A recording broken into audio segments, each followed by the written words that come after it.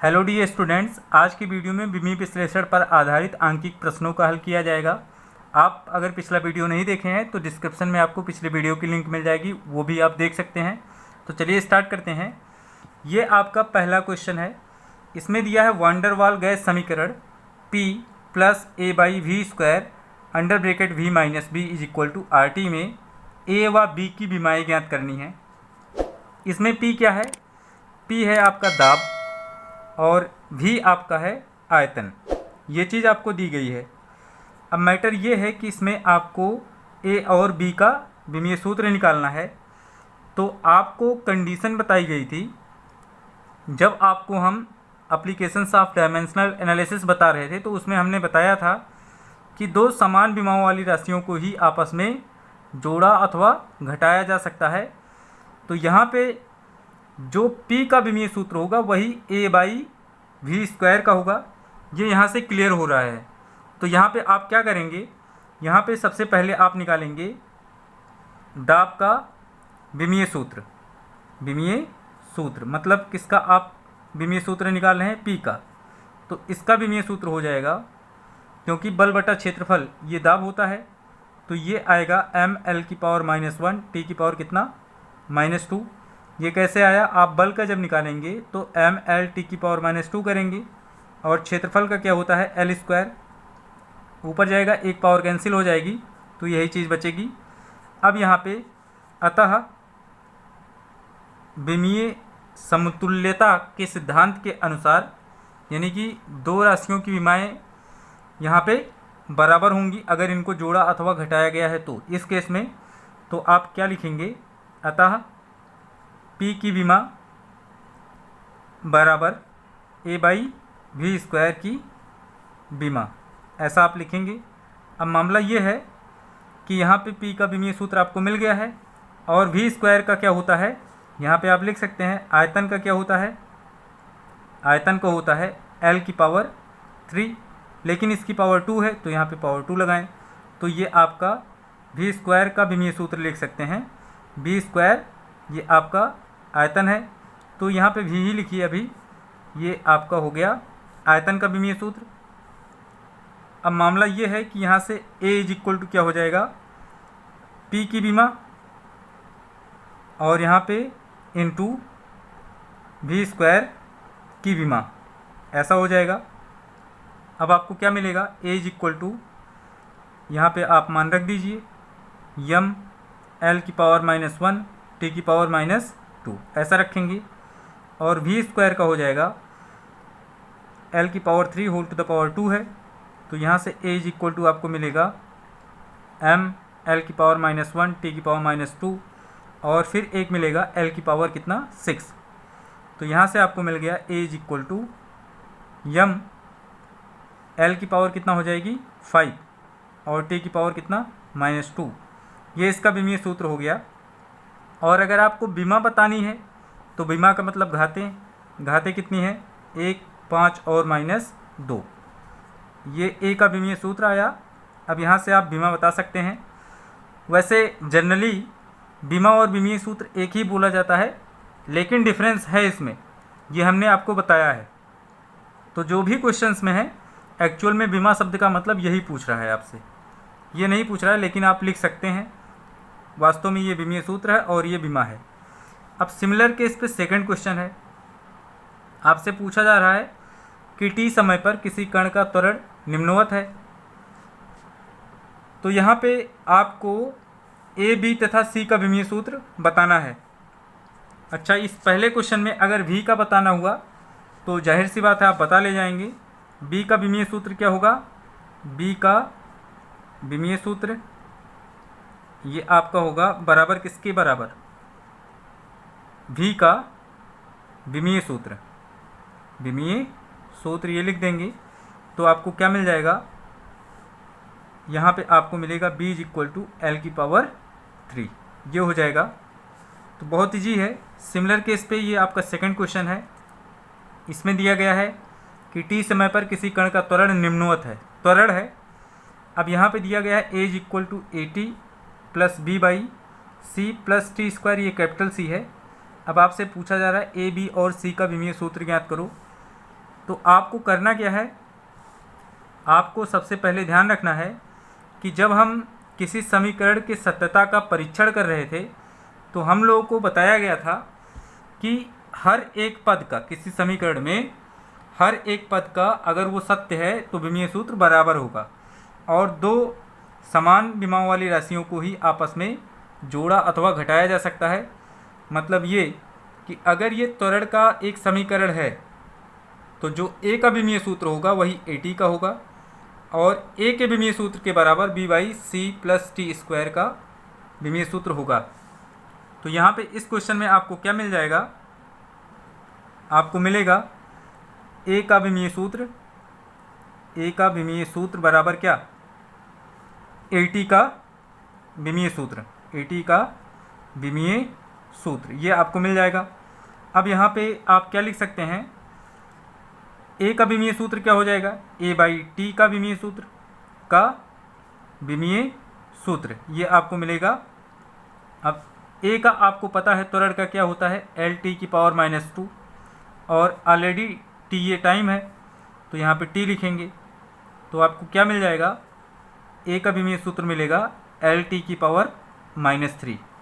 Similarly आप यहाँ पे बी बाई कितना सी प्लस टी स्क्वायर में आप जब चलेंगे तो इसका विमीय सूत्र किसके बराबर होगा,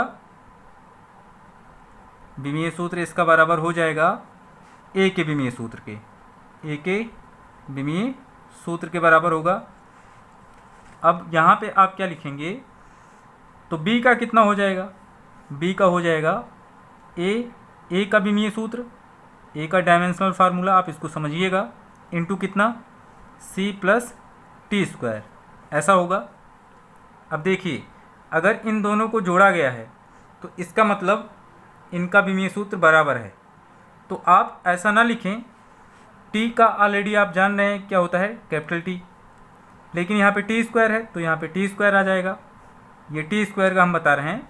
तो एक ही बार ऐसा लिखें, क्योंकि यहाँ पे जो c का विमीय सूत्र है वो क्या होगा, आप बता सकते हैं बहुत आसानी से, c का क्या होगा, c का विमीय सूत्र ये आपका हो जाएगा टी स्क्वायर।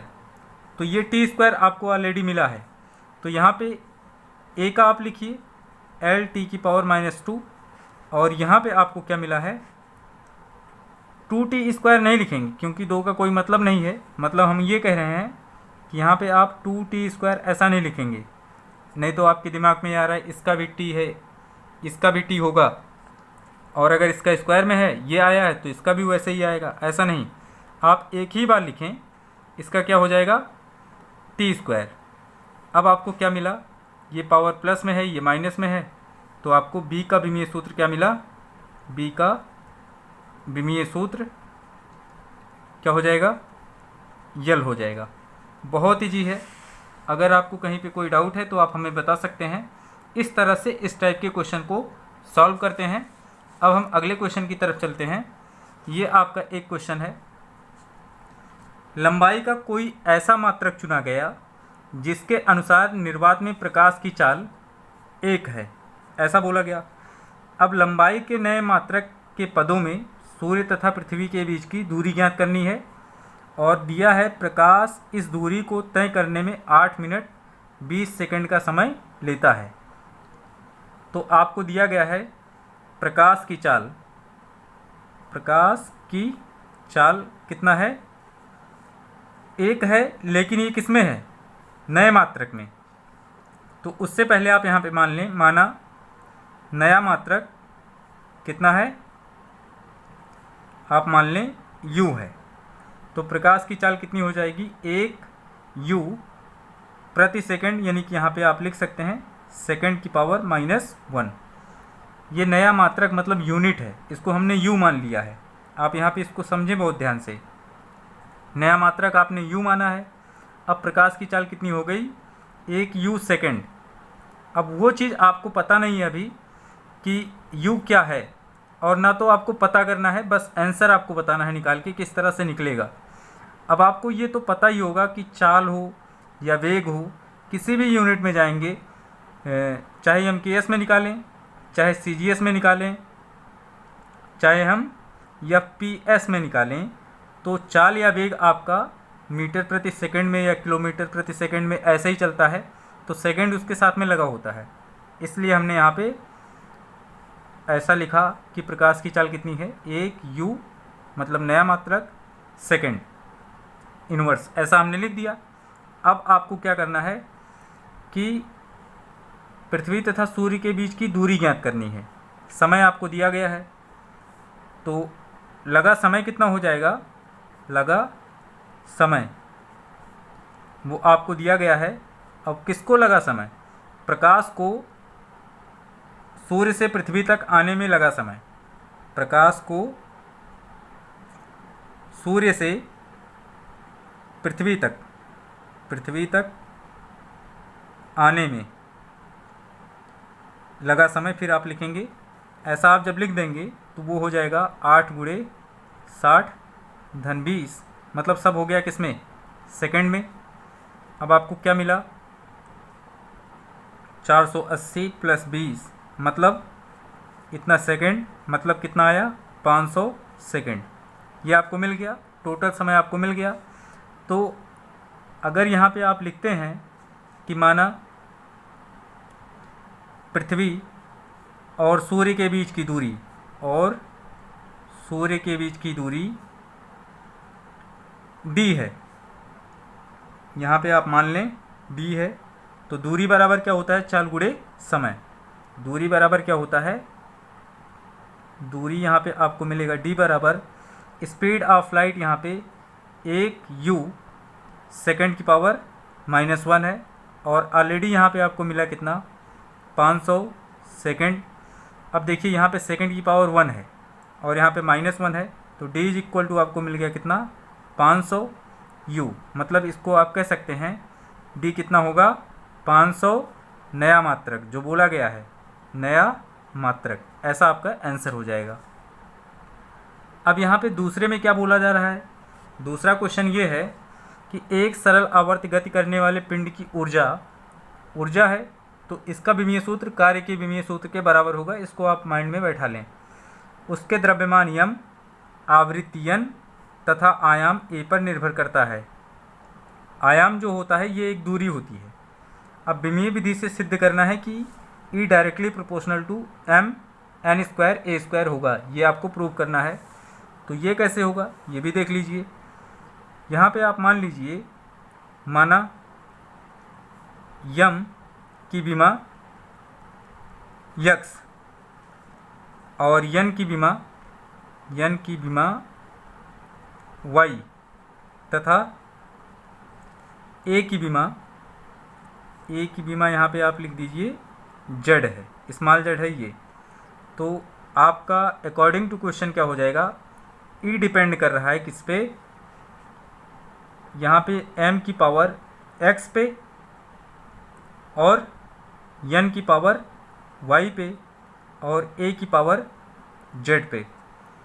अब हमने आपको जब इसका डेरिवेशन बताया था तब उसमें बताया था कि आप स्वतंत्र हैं कि m की पावर y भी मान सकते हैं, z भी मान सकते हैं, किसी की पावर कुछ भी माने चल जाएगा। ABC हमने क्यों नहीं माना, क्योंकि ऑलरेडी इसमें स्मॉल a है, इसलिए हमने ABC में नहीं माना, x y z में मान लिया। अब आप जानते हैं कि द्रव्यमान का जो विमीय सूत्र होता है वो एक्चुअल में क्या होता है, और आप इसको एक इक्वेशन भी मान सकते हैं, यहाँ पे इक्वेशन 1 मान सकते हैं। अब इसको एक स्टेप जो और नीचे लेके चलेंगे तो आपको क्या मिल जाएगा, तो देखिए यहाँ पे क्या मिलेगा। अब जब यहाँ पे आप इसको थोड़ा सा और शिफ्ट करेंगे तो E = आपको मिल जाएगा कि m की पावर x, n की पावर y और a की पावर z, ये आपको मिल जाएगा। यहाँ पे k क्या है, एक नियतांक है, इसका कोई विमीय सूत्र निकलेगा नहीं। अब यहाँ पे लिख देंगे दोनों पक्षों का विमीय सूत्र लिखने पर, तो ये कार्य है, कार्य का क्या होता है, ml² t⁻², ये होता है, क्योंकि w = क्या है, f × d, तो f का ml t⁻² और d ऑलरेडी l होता है, तो यही आएगा। और यही क्या होता है, ऊर्जा होती है, जो कार्य है वही ऊर्जा के रूप में कन्वर्ट होता है। तो ये चीज़ जब हो जाएगी तो यहाँ से आप लिखेंगे कि एम एल स्क्वायर टी की पावर कितना -2, और यहाँ पे आपको मिलेगा कि हटाइए यहाँ पे आप लिखेंगे कि दोनों पक्षों का विमीय सूत्र लिखने पर, तो यहाँ पे इसका यानी कि ई का ये हो जाएगा और के हट जाएगा। यम का तो ऑलरेडी यम ही होगा, इसकी पावर एक्स बनेगी, और यन आवृत्ति है, आवृत्ति का होता है टी की पावर -1, इसकी पावर वाई हो जाएगा, और आयाम एक दूरी है तो यहाँ पे एल बनेगा इसका, और इसकी पावर जेड। तो यहाँ पे एक स्टेप और चलिए, एम एल स्क्वायर टी की power -2 is equal to M की पावर एक्स, और यहाँ पे एल की पावर जेड, और टी की पावर कितना हो जाएगा -y। फिर यहाँ पे लिखिए दोनों पक्षों के घातों की तुलना करने पर, दोनों पक्षों के घातों की तुलना करने पर, की तुलना करने पर, लेकिन जो राशि जैसे है उसी की पावर उससे कंपेयर करेंगे, यानी कि यम की पावर एम से कंपेयर करेंगे, एल की पावर एल से, और टी की पावर टी से। तो यहाँ से आपको क्या मिल रहा है, x इज इक्वल टू 1, और z इज इक्वल टू आपको क्या मिल रहा है 2, और यहाँ से आपको क्या मिला -y इज इक्वल टू -2, यानी कि y इज इक्वल टू 2। अब यहाँ पे लिख दें x y z का मान समीकरण 1 में रखने पर आप जब ये वैल्यू पुट करेंगे तो आपको क्या मिल जाएगा, ई डायरेक्टली प्रोपोर्शनल टू किसके था, यहाँ पे आपने लिखा है, ये देखिए m की पावर कितना है, x है, तो x की वैल्यू आपके पास है 1, और फिर इसके बाद आप लिखेंगे n की पावर कितना 2 और a की पावर 2। जो चीज़ आपको प्रूव करनी थी वो आपने यहाँ पे लिख दिया, यहाँ पे 1 है, अगर कुछ नहीं है तो m की पावर 1 है, वो चीज़ आपको मिल गई, यहाँ पे लिख दें प्रूव्ड। बहुत इजी है, बस आपको सारे कंसेप्ट को ध्यान में रखना है। अब हम अगले क्वेश्चन की तरफ चलते हैं। यहाँ पे दिया है 1 जूल को अर्ग में बदलिए। अब यहाँ पे हम आपको बता देते हैं, जूल आप जानते हैं किसका मात्रक है, कार्य का। तो सबसे पहले आप जब इसको सॉल्व करेंगे तो यहाँ पे लिखेंगे कार्य का विमीय सूत्र। विमीय सूत्र क्या हो जाएगा इसका, अभी हमने बताया एम एल स्क्वायर टी की पावर -2।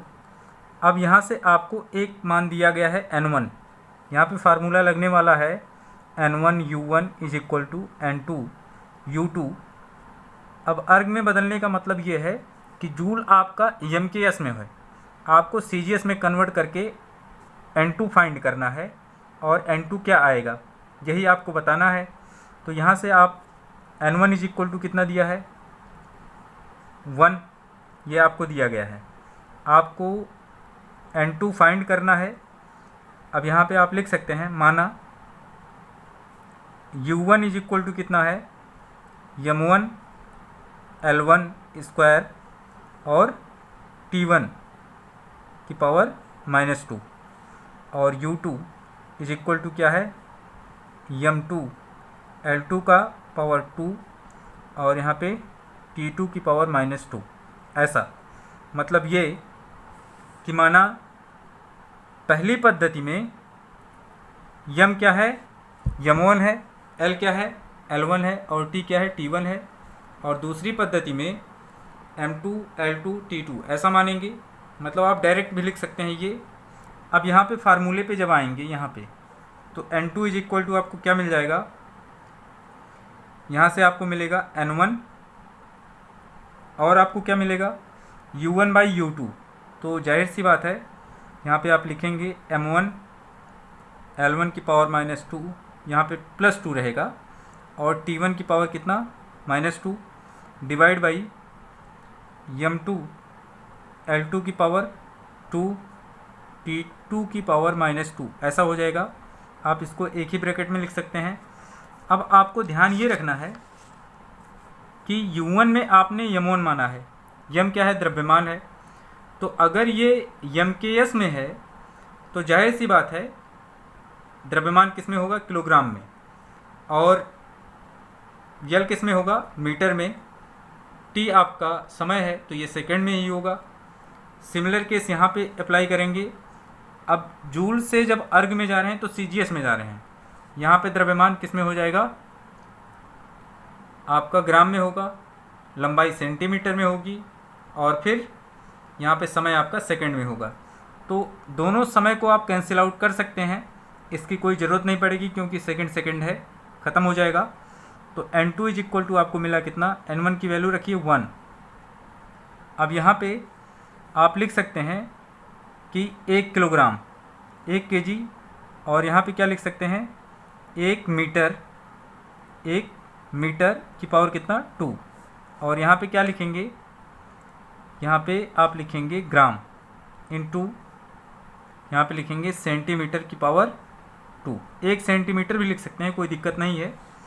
तो आप यहाँ पे लिखेंगे N2 इज इक्वल टू 1, और आपको क्या मिल जाएगा, 1 किलोग्राम का मतलब 1000 ग्राम, और 1 मीटर का मतलब 100 सेंटीमीटर। तो इसकी पावर ये है, तो यहाँ पे आएगा 4, और यहाँ पे क्या centimetre square divide by gram into कितना सेंटीमीटर स्क्वायर। ये कैंसिल आउट हो जाएगा, ग्राम से ग्राम कैंसिल आउट हो गया। तो N2 इज इक्वल टू आपको मिला 10 टू द पावर कितना 7। मतलब 1 जूल बराबर क्या होगा, सेकंड में जब जाएंगे 10 टू द पावर 7 अर्ग, क्योंकि जूल का मात्रक सीजीएस में अर्ग होता है। इसी तरह से आप बी वाले को कन्वर्ट करिएगा, और अगर कोई प्रॉब्लम आती है तो हमें ज़रूर बताइएगा। बस आज की वीडियो में इतना ही। अगले वीडियो में कुछ नए टॉपिक्स के साथ उपस्थित होंगे, तब तक के लिए धन्यवाद।